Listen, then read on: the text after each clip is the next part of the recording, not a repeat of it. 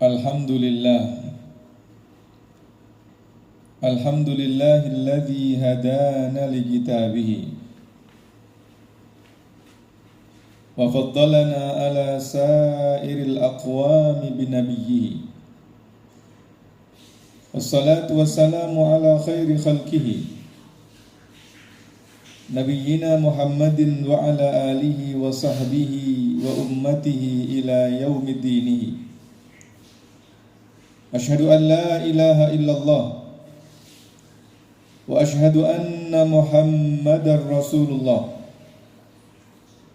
Allahumma salli wa sallim ala abdika wa rasulika Muhammadin wa ala alihi wa sahbihi wa man tabi'ahum bi ihsanin ila yaumiddin. Wa'lamu ayyuhal hadirun, laqad amarakum rabbukum subhanahu wa ta'ala bittaqwa fa innahu miftahun najah wa innahu miftahul jannah wa huwal qail ya ayyuhalladzina amanu taqullaha haqqa tuqatih wa la tamutunna illa wa antum muslimun. Wa qad akkada rasuluhul mustafa sallallahu alaihi wasallam Ittaqillaha haitsuma kunta wa atbi'is sayyi'atal hasanata tamhuha wa khaliqin nasa bi khuluqin hasan. Hadirin sidang jamaah Jumat rahimakumullah. Pada kesempatan yang mulia ini Allah mengizinkan kepada kita semuanya untuk berhimpun melaksanakan salah satu di antara kewajiban yang telah Allah tetapkan, melaksanakan salat Jum'ah dengan berjamaah. Justru itu marilah kita rafakkan puji syukur kepada Allah Subhanahu wa ta'ala, memanjatkan pujian atas segala kenikmatan yang diberikan. Mudah-mudahan seluruh amal ibadah yang kita lakukan diterima oleh Allah Subhanahu wa ta'ala, dicatat sebagai amal kebaikan yang dapat berfaedah, bermanfaat, barakah fid dini wad dunya wal akhirah.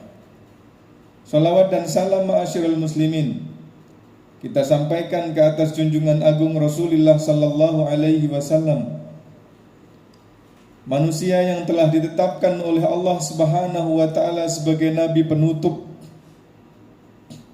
yang dengan kemurnian dan keistimewaan akhlaknya agama ini dapat diterima dari zaman berzaman, dari dekad ke dekade sampai dari abad berabad. Kemuliaan akhlak Rasulullah tidak hanya diyakini oleh para pemeluknya, tetapi dinikmati, dirasakan kelezatannya oleh seluruh sekalian alam. Justru pada siang yang mulia ini kita mengambil kesempatan untuk berdoa kepada Allah di waktu yang istijabah, di hari yang istijabah, di tempat yang istijabah.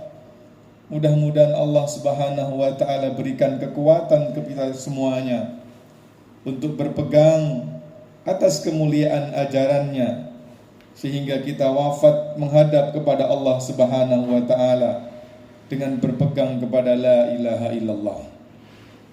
Ma'asyiral muslimin, mengawali khutbah Jum'ah pada kesempatan siang hari ini, izinkan khatib untuk meneruskan tradisi sunnah yang senantiasa Rasulullah ucapkan di dalam setiap khutbahnya, menyampaikan wasiat, nasihat dan tazkirah tentang ketakwaan. Karena ma'asyiral muslimin, ketakwaan inilah yang akan menjadi petunjuk sekaligus direction bagi kita di dalam menjalani kehidupan. Ma'asyiral muslimin, sidang jamaah Jum'ah rahimakumullah. Pada kesempatan siang hari ini kita akan membuka beberapa lembar sejarah kehidupan terbaik di masa lalu. Pada kali ini kita akan membuka sejarah sekaligus mengambil ibrah dari nasihat yang pernah disampaikan oleh seorang ulama dari kalangan tabi'in. Ma'asyiral muslimin, Imam Hasan Al-Basri adalah ulama dari kalangan tabi'in yang dididik oleh generasi terbaik, generasi sahabat, bahkan pernah tinggal di dalam rumah kenabian, di dalam rumah Ummul Mukminin Ummu Salamah ketika Rasulullah sallallahu alaihi wasallam telah wafat. Perlu disampaikan ma'asyiral muslimin, Hasan Al-Basri sesungguhnya adalah terlahir dari kedua orang tua budak. Ketika terjadi peperangan antara kaum muslimin yang dipimpin oleh Umar ibn Khattab di wilayah Basra, Irak, karena kemenangan pada pihak kaum muslimin, sebagai salah satu konsekuensi peperangan adalah tawanan. Dan kedua orang tua daripada Hasan Al-Basri adalah tawanan perang seorang budak pada ketika itu. Dibawalah kedua orang tuanya dari Basrah menuju Madinah. Di sebuah daerah berjarak 75 km dari Madinah, Hasan Al-Basri dilahirkan. Sesampailah kemudian Hasan Al-Basri kecil di Madinah dan kemudian mendapat keistimewaan untuk berkhidmah di rumah Ummul Mukminin, istri Rasulullah sallallahu alaihi wasallam yang bernama Ummu Salamah. Dalam satu kesempatan diceritakan, ketika ibunda Hasan Al-Basri ini sedang keluar untuk menyelesaikan pekerjaan, Hasan si bayi ini menangis. Ma'asyiral muslimin, ibunda Ummu Salamah menggendong dan kemudian menyusukan. Sebuah pemandangan yang tidak pernah mungkin ada di dalam sejarah kehidupan. Seorang merdeka majikan menyusukan anak daripada budak yang dimilikinya. Sebuah etika dan adab yang sangat luar biasa. Bukan hanya itu saja yang mendapatkan keistimewaan. Hasan Al-Basri pernah suatu ketika didoakan oleh Umar bin Khattab agar tumbuh kembang menjadi seorang yang faham dengan agama dan dicintai oleh masyarakatnya. Ma'asyiral muslimin, dua hal inilah yang mungkin menjadi rahasia. Hasan Al-Basri kemudian membesar, tumbuh kembang menjadi ulama yang sangat luar biasa dengan multi talentan disiplin keilmuannya. Dikenal sebagai seorang faqih, dikenal sebagai seorang pakar hadis, dikenal sebagai seorang pakar tafsir. Bahkan di dalam buku-buku akhlak dan tasawuf, Imam Hasan Al-Basri dinobatkan sebagai guru besar di dalam bidang tasawuf. Ketika umur 14 tahun, ma'asyiral muslimin, Hasan Al-Basri dibawa oleh kedua orang tuanya kembali ke Basrah, dan di sanalah kemudian ia menjelma sebagai seorang ulama besar yang menjadi rujukan di dalam seluruh bidang keislaman pada ketika itu. Pada satu kesempatan, Imam Hasan Al-Basri pergi ke pasar, berbelanjalah ia, dan pada ketika itu teramat banyak Imam Hasan Al-Basri berbelanja, sehingga barang-barang hasil belanjaannya tidak mampu ia gotong dan bawa pulang. Sehinggalah Imam Hasan Al-Basri menyewa tukang panggul untuk membawakan barang-barang hasil belanjaannya pada ketika itu. Setelah terjadi kesepakatan antara dirinya dengan tukang panggul, maka bersegeralah tukang panggul untuk menaikkan satu persatu barang belanjaannya. Dan sejak tukang panggul mengangkat barang-barang tersebut, berjalan sampai ke rumahnya, tidak berhenti seorang tukang panggul mengucapkan zikir alhamdulillah, astaghfirullah.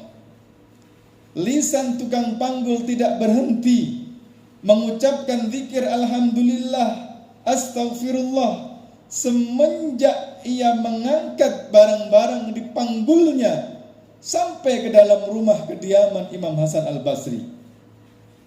Di sepanjang perjalanan ada soalan pertanyaan yang bergelayut di dalam benak Hasan Al-Basri, tetapi ia tahan untuk tidak bertanya, memandangkan tukang panggul berada di dalam membawa barang yang amat berat.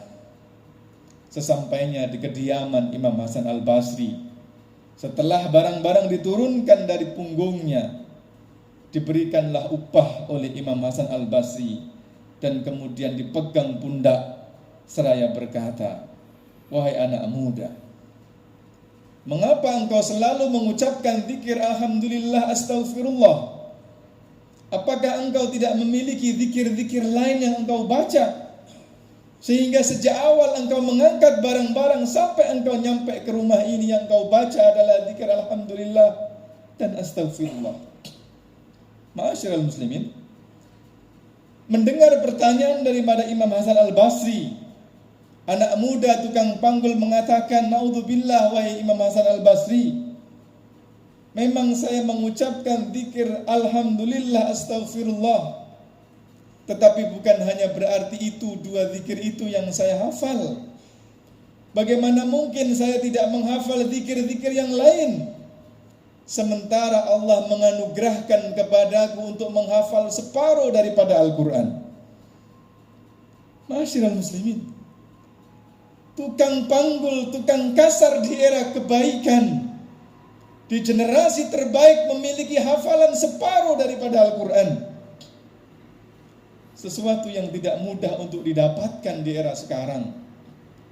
Bahkan tidak sedikit dari sosok figur yang mendapatkan gelar sebagai seorang ustadz, seorang ulama, seorang kiai yang memiliki kemampuan untuk menghafalkan Al-Quran. Ma'asyiral muslimin, bisa dibayangkan era terbaik pada ketika itu, jika seorang tukang panggul memiliki 15 juzuk dari Al-Quran dalam hafalan. Tentu yang bergelar ustadz, yang bergelar syekh, yang bergelar ulama, bukan hanya sekedar menghafalkan 30 juz daripada Al-Quran, tetapi ratusan, bahkan ribuan hadis. Bukan hanya sekedar narasi sanadnya, bukan hanya sekedar narasi matanya, tetapi juga jalan transformasi, transmisi sampai kepada Rasulullah sanadnya. Ma'asyiral muslimin, mendengar jawaban daripada anak muda tukang panggul, Imam Hasan Al-Basri tersenyum. Tidak lama selepas anak muda tukang panggul pergi, ia pun kemudian tepuk pundaknya sendiri. Hasan Al-Basri menepuk pundaknya sendiri dengan mengatakan, "Wahai Hasan Al-Basri, tukang panggul lebih alim darimu."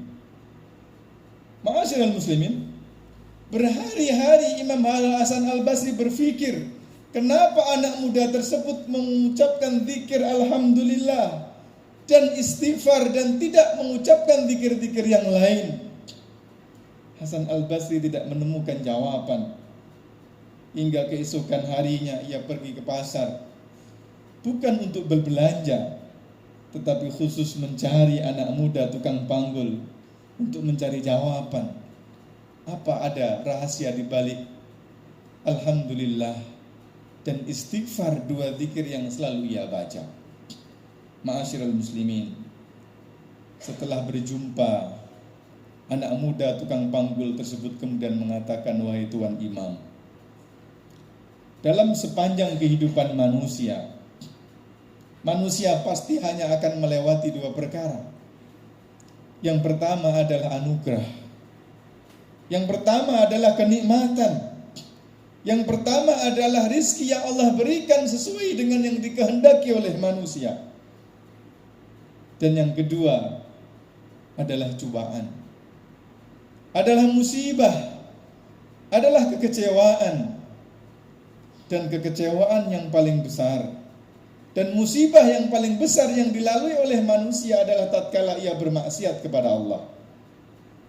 Dan oleh karenanya, ma'asyiral muslimin, sang anak muda mengatakan, dan oleh karenanya wahai Tuan Imam, karena Allah telah banyak memberikan anugerah kepadaku, dan yang paling besar dari anugerah itu adalah aku diberikan kemampuan untuk menghafal Al-Quran, maka saya tidak ada ucapan yang paling layak saya zikirkan kecuali Alhamdulillah. Dan yang kedua, tidak ada orang pun yang melewati dalam kehidupan ini kecuali pernah bermaksiat, pernah melakukan kesalahan dan dosa. Dan oleh karenanya aku mengucapkan istighfar, astaghfirullahaladzim.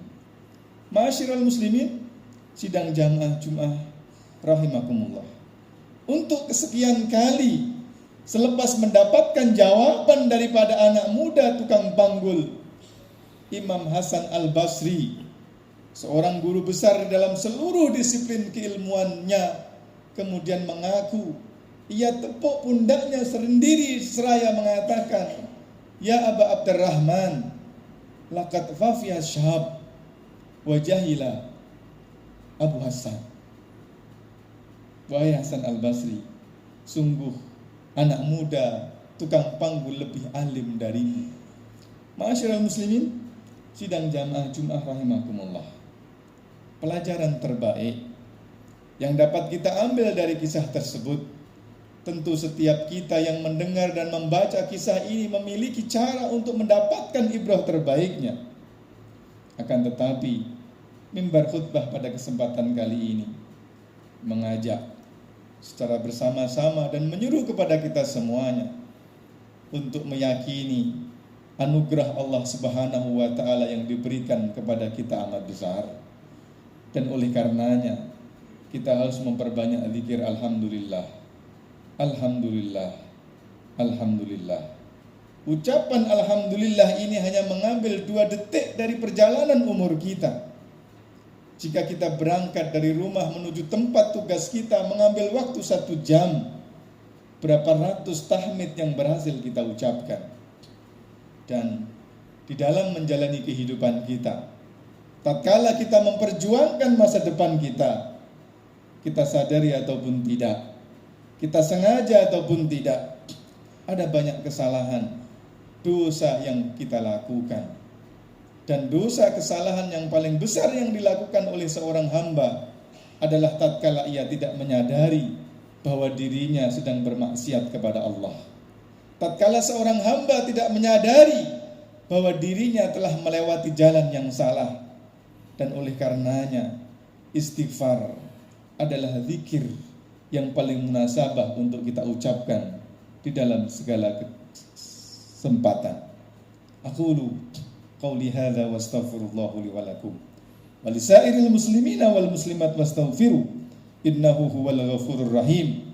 At-taibu minadz-dzanbi kaman la dzanbalah, at-taibu minadz-dzanbi habibur rahman.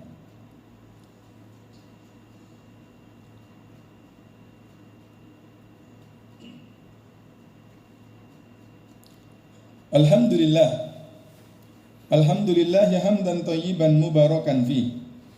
Asyhadu an la ilaha illallah wa asyhadu anna Muhammadar Rasulullah. Fa ya ayyuhal hadirun, laqad amarakum rabbukum subhanahu wa ta'ala bittaqwa wa huwal qail ya ayyuhalladzina amanu taqullaha wal tanzur nafsum ma qaddamat lighadi wattaqullaha innallaha khabirun bima ta'malun.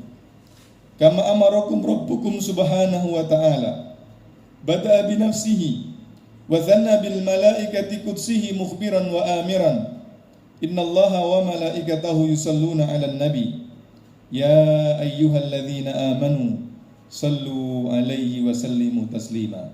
Allahumma salli ala Muhammad, Allahumma salli ala Muhammad warzallahumma an sadatina Abi Bakr wa Umar wa Uthman wa Ali wa an sahabati wa an tabi'in wa tabi'ihim bi ihsanin ila yaumiddin. Allahumma ighfir lil muslimina wal muslimat wal mu'minina wal mu'minat al ahya'i minhum wal amwat. Allahumma ati nufusana taqwaha wa zakkiha wa anta khairu man zakkaha anta waliyuha wa maulaha. Allahumma ighfir lana dhunubana wa israfana fi amrina وثبت أقدامنا وانصرنا على القوم الكافرين. اللهم وفقنا في بناء أسرتنا، اللهم وفقنا في تربية أولادنا، اللهم وفقنا وإياهم لما تحب وترضى. اللهم إنا نسألك رضاك والجنة ونعوذ بك من سخطك والنار. اللهم انصر الإسلام والمسلمين، اللهم انصر الإسلام والمسلمين ودمر أعداءك أعداء الدين.